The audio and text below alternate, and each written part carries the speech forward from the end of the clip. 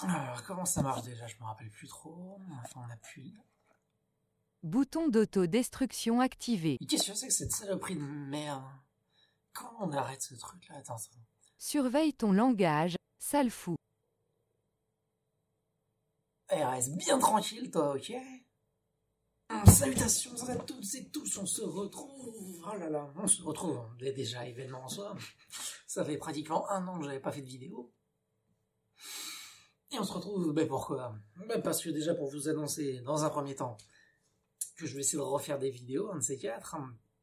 Enfin, un de ces quatre, déjà. En fait, je suis en train de me refaire... Enfin, je vais commencer déjà par me refaire un peu tous les Kingdom Hearts, dans le but d'enfin me faire le 3. Il était grand temps. Et j'ai beaucoup de choses à dire sur les Kingdom Hearts. C'est une énorme passion. Et j'ai déjà écrit un long article sur Story So Far sur mon site internet. Mais j'ai envie de refaire un peu de vidéos. J'ai envie de parler Kingdom Hearts. Puis j'ai aussi écrit plein de vidéos cette année. J'en ai écrit une demi-douzaine que j'ai jamais eu le temps de tourner ou de monter. Mais donc voilà. Mais si vous me suivez un peu sur mon site internet, vous voyez que je suis extrêmement actif ces dernières semaines, voire derniers mois, que j'essaie de rattraper à balle un peu tous les films 2023.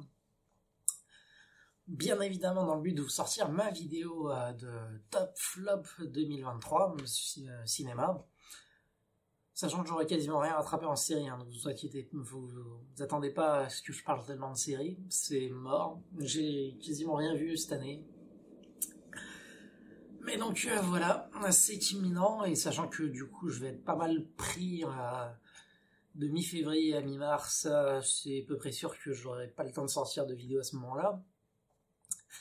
C'est donc pour ça que il est important que je plie ça au plus vite. Et je me suis dit, je ne vais pas revenir comme ça juste pour vous faire mon top flop 2024 avec une année entière sans rien, enfin 2023, une année entière sans rien, juste une vidéo par an de top flop. Ce serait pas impossible que ça arrive, mais bon, je me suis dit, ce serait un peu dommage. Donc voilà, et puis je veux pas non plus vous arriver comme ça, vous sortir une vidéo sur Kingdom Hearts, sorti de tout contexte. Du coup, bienvenue à toutes et tous, nous allons parler brièvement de mon top des plus grosses attentes 2024.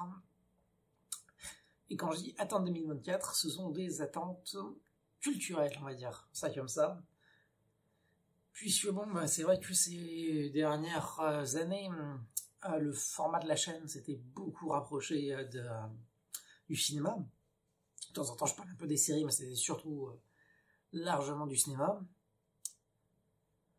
Et en fait, j'ai beaucoup moins de temps libre qu'avant, du fait de certains changements, mais j'ai pas pu non plus vous faire de vidéos sur mon mariage que j'avais prévu de faire. Parce qu'au final, déjà au Vietnam, excellent voyage, hein. Mais en fait, j'ai surtout pris le temps de vivre ce voyage et j'ai fait des photos. Enfin, peu, en fait, c'est mon frère surtout qui a fait les photos. Mais du coup, non, j'ai pas. Enfin, j'ai fait 2-3 trucs que j'ai filmés, mais sur un téléphone qui, du coup, est mort pendant le voyage aussi. Donc, du coup, c'est pour ça que j'ai. Puis après, beaucoup de boulot rattrapé. Donc voilà, je n'ai pas eu le matériau nécessaire pour vous faire une belle vidéo de mariage. Et puis, enfin, surtout de mariage, vous devez prendre juste une petite partie et vous se concentrer sur le voyage au Vietnam en lui-même, qui au final a été assez limité en termes de tourisme pur et dur. Ça a été surtout s'immerger dans cette culture et vivre dans... Enfin, j'ai passé donc du coup 2 semaines où c'était 10 jours dans le village en lui-même, et 4 jours de tourisme un peu plus... voilà, enfin dans 3 jours surtout. Donc ça a été assez limité. Mais voilà. Tout ça pour vous dire que j'ai eu des envies de revenir plusieurs fois. Ça ne s'est pas matérialisé, donc me voilà maintenant, avec mes grosses attentes 2024, sachant qu'il y aura quand même quelques interrogations. Parce qu'il y a des trucs, c'est pas sûr que ce soit exactement 2024. Parce que sinon, si on va sur l'avenir en lui-même, bah déjà, il y aurait en numéro 1 forcément Mass Effect 4, mais qui probablement n'arrivera pas avant au moins 2026, si ce n'est même plus tard.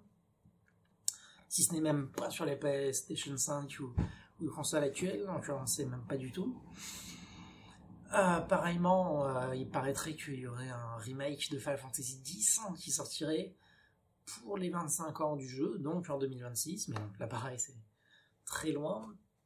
Et bah, je vous parlais de Kingdom Hearts. Il y a eu en 2021 l'annonce de Kingdom Hearts 4 avec une bande-annonce dont il travaille dessus depuis la sortie du 3 en 2019. Donc là, ça fait déjà 5 ans qu'il bosse dessus quand même.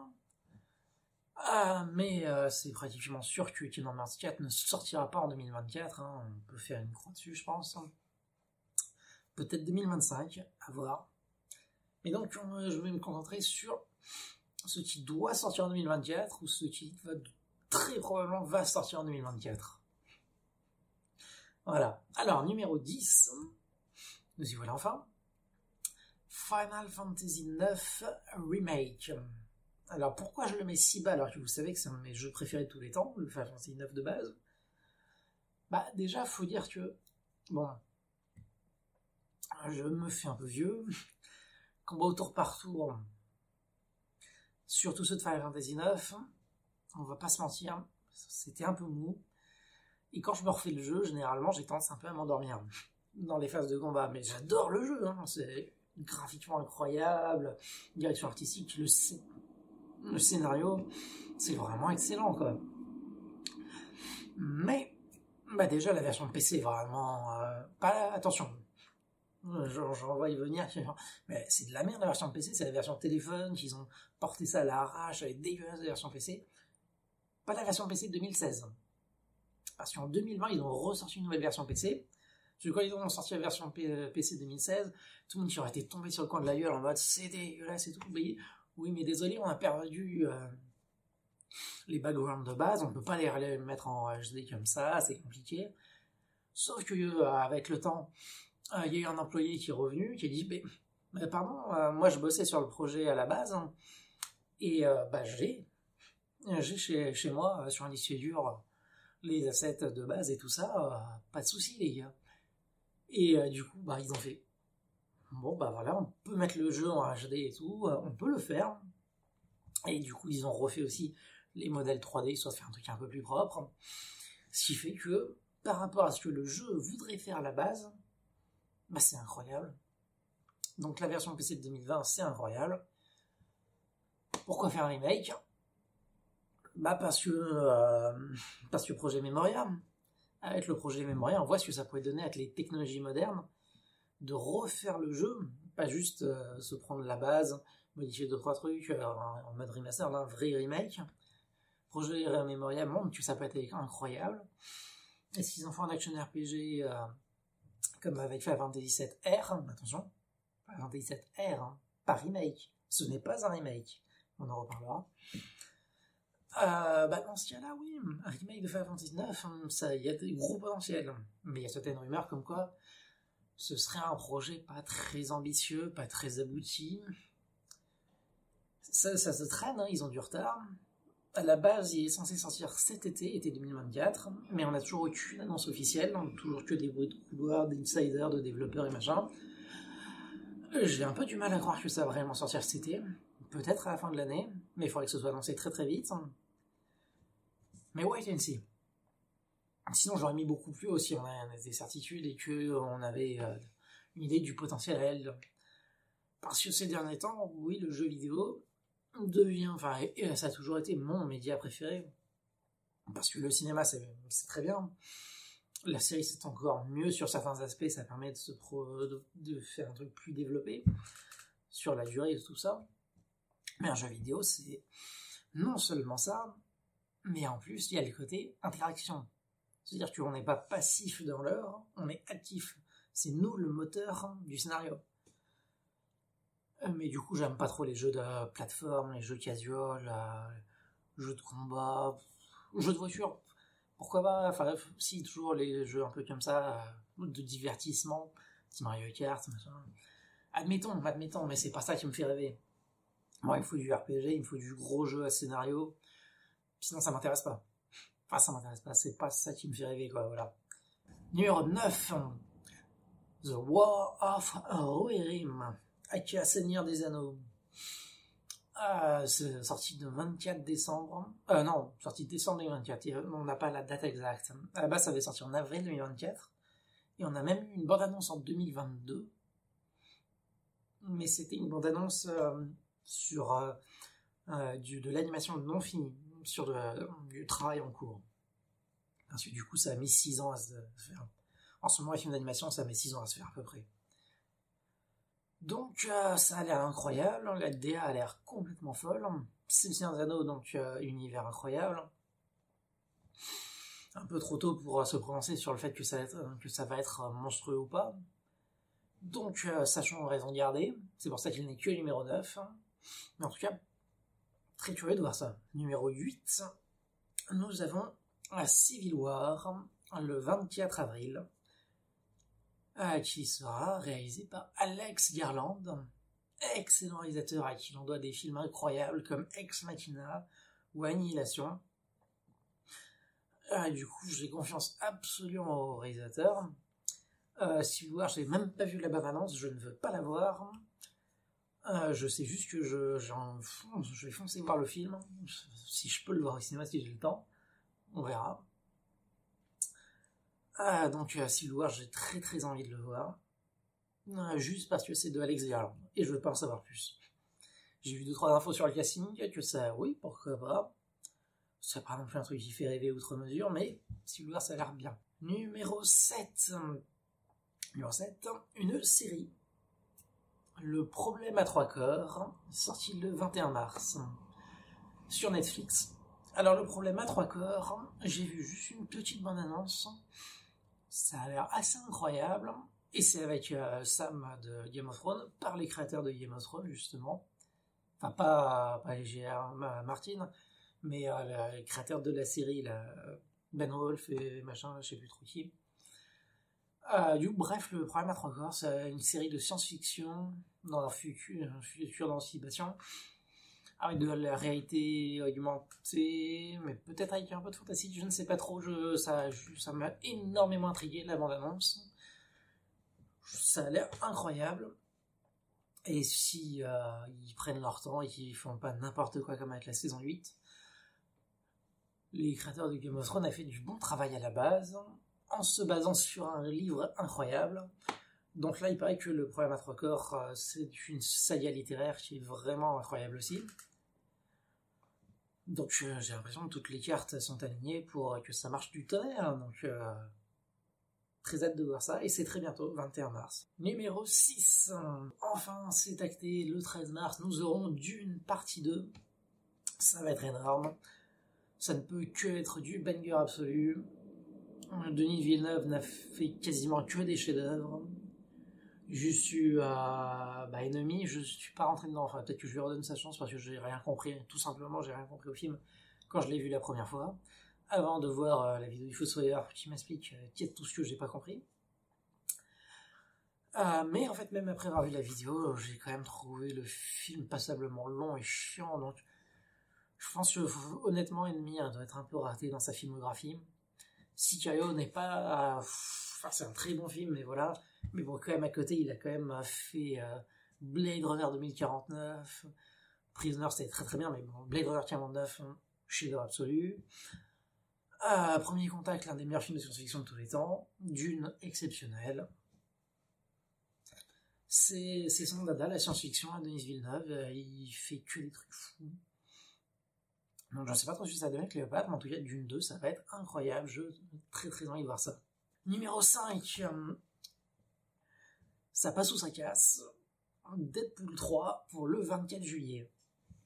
Alors Deadpool 3, j'ai beaucoup de sympathie pour les Deadpool 1 et 2, qui sont très bien, mais ça révolutionne pas le schmilblick, c'est beaucoup moins osé et, comment on dirait, digression,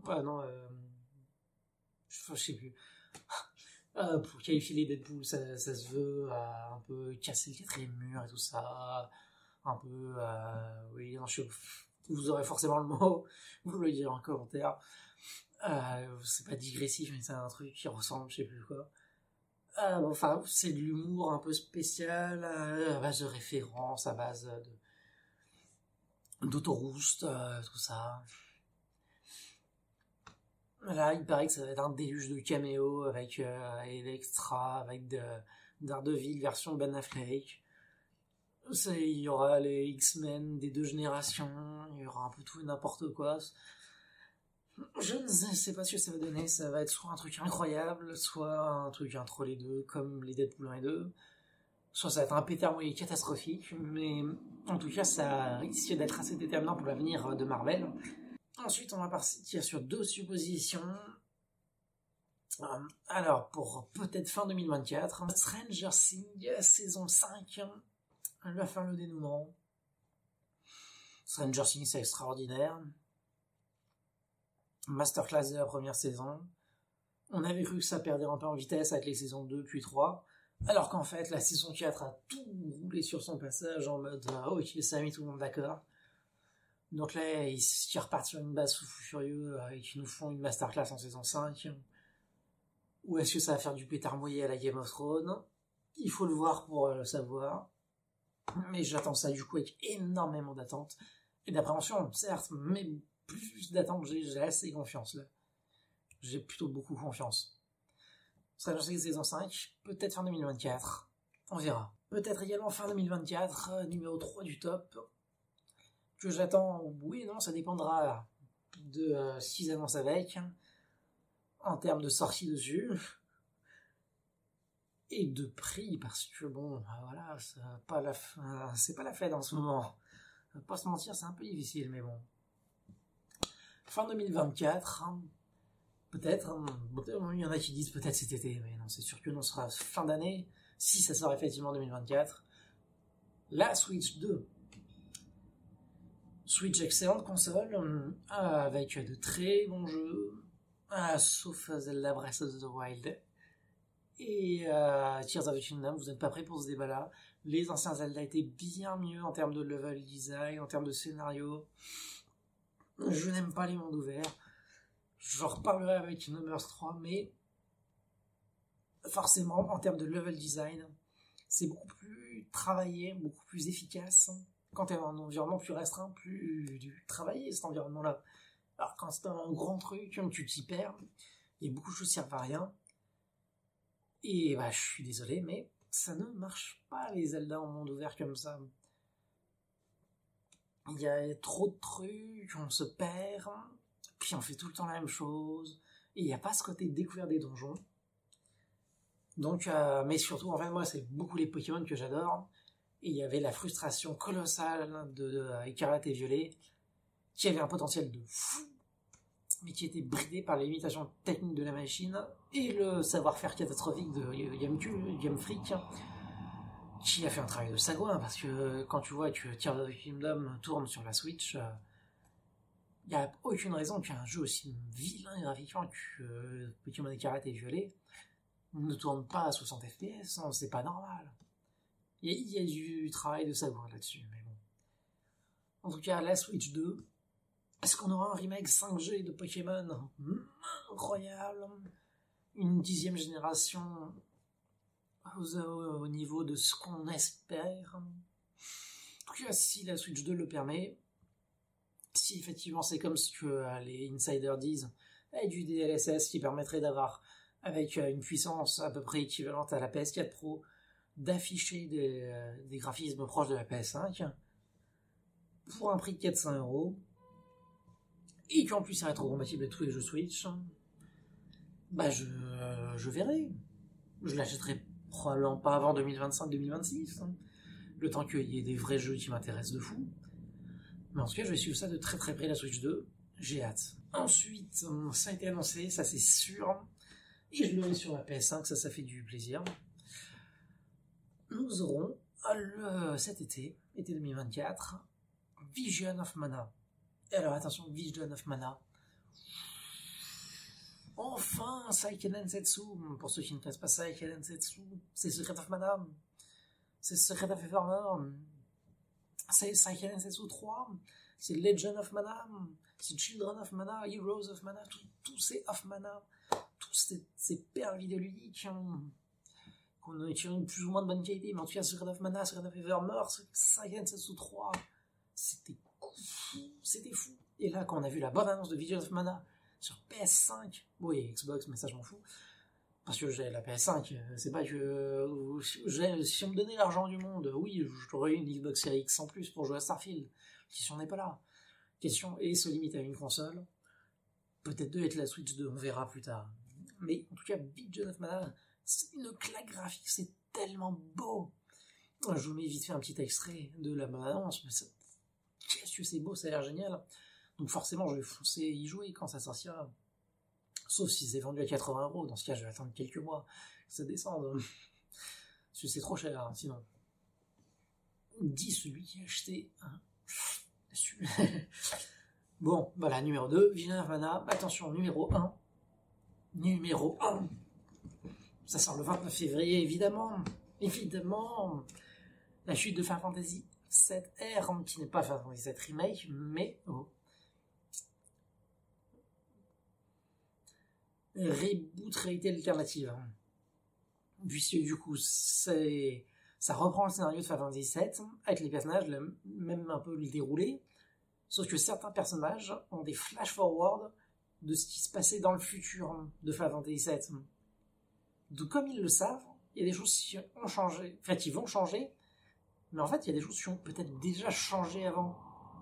Parce que visiblement, Zack et Aeris font partie de ceux qui ont eu des flash-forward de l'avenir. Et probablement que Zack a pu échapper à son destin funeste grâce à ça. Et il semblerait qu'il va revenir. Donc là, ça va être dingue. Donc numéro 1, sorti le 29 février, Final Fantasy 7 Rebirth. Évidemment. Exclusivité PS5. Boum, mon dieu que c'est beau. Deuxième sur les 3 parties, donc 2020, 2024, donc ce sera 2028 la 3e partie et dernière, normalement. C'est incroyable, Final Fantasy 7. Enfin, disons que ils avaient trop étiré. La partie médiane, normalement, dure 5 heures. Ils ont réussi à en tirer 8 heures de scénario principal, qu'ils ont étiré sur 15-20 heures de scénario, avec beaucoup trop de remplissage. Mais là j'ai grande confiance sur Rebirth, parce que ça adapte une partie beaucoup plus grosse, qui fait à peu près une vingtaine d'heures de jeu. Donc là, s'il passe de 20 à 40, du fait que les mondes soient plus grands, qu'on prend plus de temps pour se déplacer, tout ça, peut-être qu'il rajoute 2-3 trucs, peut-être que le Gold Saucer va être plus de jeux, je ne sais pas. En tout cas, j'ai beaucoup d'attentes sur Final Fantasy Rebirth, ça a l'air incroyable, j'ai pas vu trop me spoiler derrière les bandes annonces. J'en ai juste vu une, ça m'a suffi pour voir que c'était encore plus beau.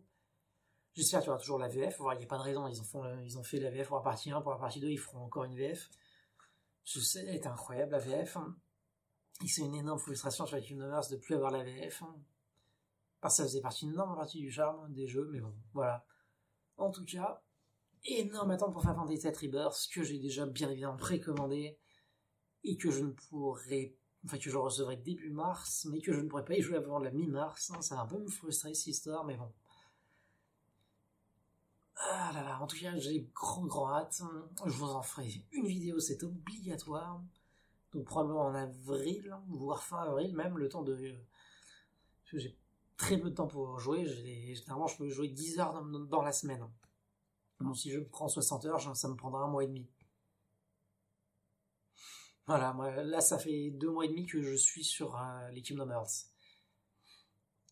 Pour finir tous les Kingdom Hearts 1, Chain of Memory 2, tout ça, là, Birth by Sleep et tout, ça m'a pris 2 mois. Et là, ça fait 2 semaines que je suis sur Kingdom Hearts 3. Donc, à mon avis, Final Fantasy VII Rebirth, je vais mettre un bon mois et demi pour le finir.